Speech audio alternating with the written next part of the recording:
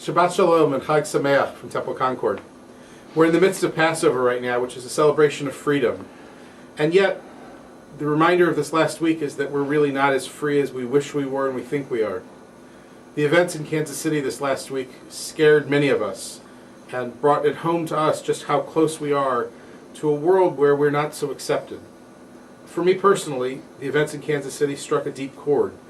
As a child, as a teenager, I spent time in that JCC. Omaha and Kansas City are just a few hours apart, and we'd have regional events in Kansas City, and I remember spending wonderful time in that building.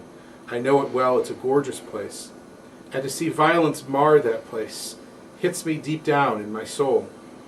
And yet I know that the call of Passover is precisely the call we need to hear at that kind of moment.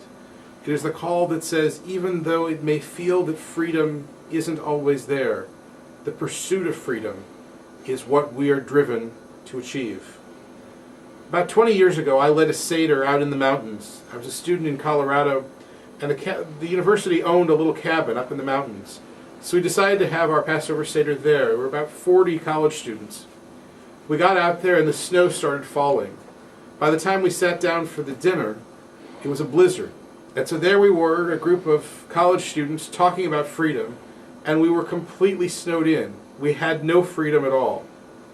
We celebrated the evening, we celebrated Passover, and we talked about what it meant to be free in this world. And over the course of that evening, as we looked out watching the snow grow pile after pile and higher, we recognized that freedom is something that starts in our own hearts, and our own souls, and our own minds. And that if you start with the idea of freedom, then you can build to get past the occasional blizzard, the occasional act of violence, and you can help craft a society where all are free, and where from time to time you find yourself with the urge to follow through on Dr. King's advice. When Dr. King spoke of the arc of history bending towards justice, it is that Jewish view that reaches up and grabs the bar of the arc and yanks it down to get it closer to justice, brings it closer to freedom, brings it closer to liberty. This is our job in our world. And as much as we weep the loss of life and the violence, we also recognize that we have a role to play to make sure that freedom from gun violence in particular at this time, but freedom in all senses, becomes part of our lives and the lives with whom we share the earth, not just us as Jews, but all people. Our Shabbat services this Friday evening will be at 6 o'clock p.m. We'll be celebrating both Shabbat and Passover.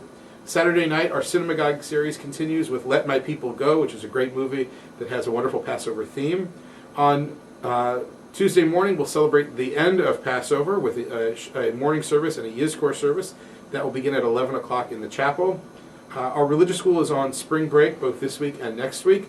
And in the meantime, I hope you have a Passover that is liberating, that helps you discover freedom, and that can help you look at terror in the eye the way we all have this last week and say, this isn't acceptable, and we're going to renew and redouble our efforts to make sure that freedom is the taste we savor, not just during these days of Pesach, but throughout the entire year.